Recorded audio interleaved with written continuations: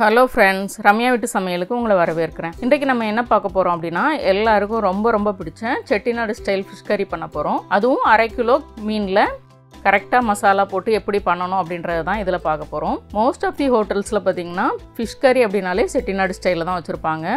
உங்களுக்கு கவுச்சி ஸ்மெல் இல்லாம மீன் குழம்பு சாப்பிட பிடிக்கும் அப்படினா வந்து இந்த ஸ்டைல் நீங்க ட்ரை பண்ணுங்க. இதுக்கு நான் இன்றைக்கு 1/2 கிலோ கருப்பு வாவல் மீன் எடுத்துக்கிறேன். அதாவது black pomfret.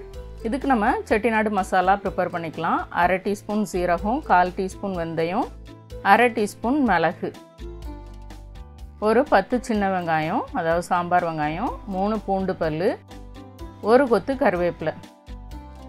இதெல்லாம் போட்டதுக்கு அப்புறம் நான் ஒரே ஒரு டேபிள் ஸ்பூன் நல்லெண்ணெய் சேர்த்துக்கிறேன். சேர்த்துட்டு லோ ஃப்ளேமில் கொஞ்சம் வதக்கி எடுத்துக்கலாம்.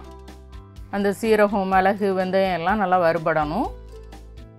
இப்போ இது கூட 3 டேபிள் ஸ்பூன் அளவுக்கு தனி மிளகாய் தூள் சேர்த்துருக்கிறேன். 2 டேபிள் ஸ்பூன் அளவுக்கு குழம்பு மிளகாய் தூள் சேர்த்துருக்கிறேன். எந்த குழம்பு மிளகாய் தூள் வேணாலும் சேர்த்துக்கோங்க. இல்லைன்னா நீங்கள் ரெடிமேடாக கடையில் கூட வாங்கி சேர்த்துக்கலாம்.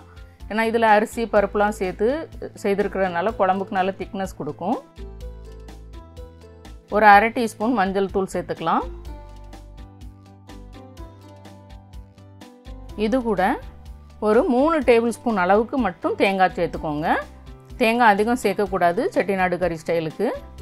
சேர்த்துட்டு இந்த மசாலா தேங்காய் எல்லாம் நல்லா வறுபடுற வரைக்கும் ஒரு 2லேருந்து 3 நிமிஷம் நல்லா வறுத்து எடுத்துக்கோங்க. லோ ஃப்ளேமில் வச்சு நல்லா மணம் வர்ற வரைக்கும் வறுத்து எடுத்துக்கோங்க. இதுக்கப்புறம் நம்ம நல்லா தண்ணி சேர்த்து இதை பசையை அரைச்சி எடுத்து வச்சிடலாம். புளி வந்து இதுக்கு வந்து ஒரு 2 லெமன் சைஸுக்கு எடுத்து ஊற வச்சுக்கோங்க. புளி கொஞ்சம் அதிகமாக சேர்க்கணும். இப்போ பாருங்கள், ஒரு 6 டேபிள் ஸ்பூன் நல்லெண்ணெய் சேர்த்துருக்குறேன். கடுகு சேர்த்துக்கலாம். கடுகு பொரிஞ்சதும் 1/4 டீஸ்பூன் வெந்தயம் சேர்த்து 150 கிராம் பல்லாரி வெங்காயம் சேர்த்துருக்குறேன். 3 பச்சை மிளகாவை கீரி சேர்த்துக்கோங்க. ஒரு 7 பல் பூண்டு அதையும் பொடிசாக நறுக்கி சேர்த்துக்கலாம். ஒரு 100 கிராம் சாம்பார் வெங்காயம் சேர்த்துக்கோங்க. செட்டிநாடு கறிக்கு கண்டிப்பாக சாம்பார் வெங்காயம் சேர்க்கணும். வெறும் பல்லாரி வெங்காயம் மட்டும் சேர்த்திங்க அப்படின்னா வந்து டேஸ்ட் அவ்வளோ நல்லா இருக்காது. இங்கே பாருங்கள், வெந்தயம் போடும்போது நான் வீடியோ எடுக்கலை. இந்த 1/4 டீஸ்பூனுக்கு தான் நான் வந்து வெந்தயம் சேர்த்துருக்குறேன். கடுகு பொரிஞ்சதும் வெந்தயம் சேர்த்துட்டு அதுக்கப்புறம் வெங்காயம்லாம் சேர்த்துக்கோங்க. இப்போ நம்ம இது எல்லாத்தையும் கொஞ்சம் ப்ரௌன் கலரில், கோல்டன் ப்ரௌன் கலரில் மாறுற வரைக்கும் நம்ம வதக்கிக்கலாம். ஒரு 2லேருந்து 3 நிமிஷம் ஆகும். நான் ஹை ஃப்ளேம்லேயே வச்சு தான் இதை வதக்குறேன். இங்கே பாருங்கள், இந்த கலர் வந்ததும் ஒரு கொத்து கருவேப்பிலை, தக்காளி ஒரு 1/4 கிலோ வெட்டி வச்சுருக்கிறேன். 100 கிராம் இப்போ சேர்த்துக்கிறேன். 150 கிராம் நல்லா பசையை அரைச்சி எடுத்துக்கலாம். அது அப்புறம் சேர்த்துக்கலாம். இப்போ வந்து இந்த தக்காளியை நல்லா ஒரு தடவை கலந்து விட்டுட்டு நாம் ஏற்கனவே செட்டிநாடு மசாலா வதக்கணும், அதை அரைச்சி எடுத்துருந்தோம். அந்த பசையை இதில் சேர்த்துடலாம். இந்த செட்டிநாடு மசாலா நீங்கள் பக்குவமாக நல்லா லோ ஃப்ளேமில் வச்சு நல்லா வறுத்து எடுத்து அந்த மசாலாலாம் மனம் வர்ற வரைக்கும் நீங்கள் வறுத்து எடுத்துகிட்டு அரைச்சிங்கன்னா தான் டேஸ்ட் நல்லாயிருக்கும். இப்போ நம்ம அந்த மசாலாவையும் ஒரு 3 நிமிஷம் நல்லா வதக்கிக்கலாம்.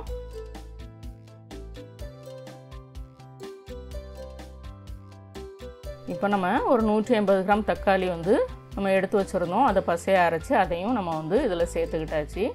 தக்காளியும் தக்காளி பேஸ்ட்டும் ஏன் சேர்க்குறோம் அப்படின்னா குழம்புக்கு திக்னஸும் கொடுக்கும். அந்த தக்காளியோட டேஸ்ட்டும் கொஞ்சம் முன்னே நிற்கணும் இந்த குழம்புக்கு, அப்போ தான் நல்லாயிருக்கும். மொத்தத்தில் பார்த்திங்கன்னா 1/4 கிலோ தக்காளி தான் நான் சேர்த்துருந்தேன். 1/2 கிலோ மீனுக்கான குழம்பு நம்ம இப்போ பண்ணிகிட்ருக்குறோம். இதில் ஒரு 6 பேர்லேருந்து 7 பேர் தாராளமாக சாப்பிட்லாம். அந்தளவுக்கு உங்களுக்கு குழம்பு வரும். இப்போ நாம் ஊற வச்சுருந்த புளியை நல்லா கரைச்சி எடுத்துகிட்டு எல்லா புளி தண்ணியுமே நான் சேர்த்துக்கிட்டேன். ஏன்னா புளி கொஞ்சம் முன்னே நிற்கணும் இந்த குழம்புக்கு. செட்டிநாடு ஸ்டைல் ஃபிஷ் கறி வந்து எல்லா ஃபிஷ்லேயுமே நல்லாயிருக்கும். கவுச்சி இருக்க மீன்லேயும் நல்லாயிருக்கும், கவுச்சி இல்லாத மீன்லேயும் நல்லாயிருக்கும். எதில் பண்ணாலுமே உங்களுக்கு ரொம்ப ஒன்றும் கவுச்சி ஸ்மெல் வெளியில் தெரியாது. அந்தளவுக்கு டேஸ்ட் நல்லாயிருக்கும். பிடிக்காதவங்க, அதாவது கவுச்சி ஸ்மெல் பிடிக்காதவங்க நீங்கள் வந்து இந்த மாதிரி ட்ரை பண்ணுங்கள். இப்போ நமக்கு வந்து குழம்புக்கு தேவையான உப்பு சேர்த்தாச்சு. இங்கே பாருங்கள், குழம்பு நல்லா கொதி வர ஆரம்பிச்சிருச்சு. இப்போ நம்ம வந்து குழம்பு கொதி வந்ததுக்கப்புறம் மீன் எல்லாத்தையுமே வழக்கம் போல் சேர்த்துக்கிறோம்.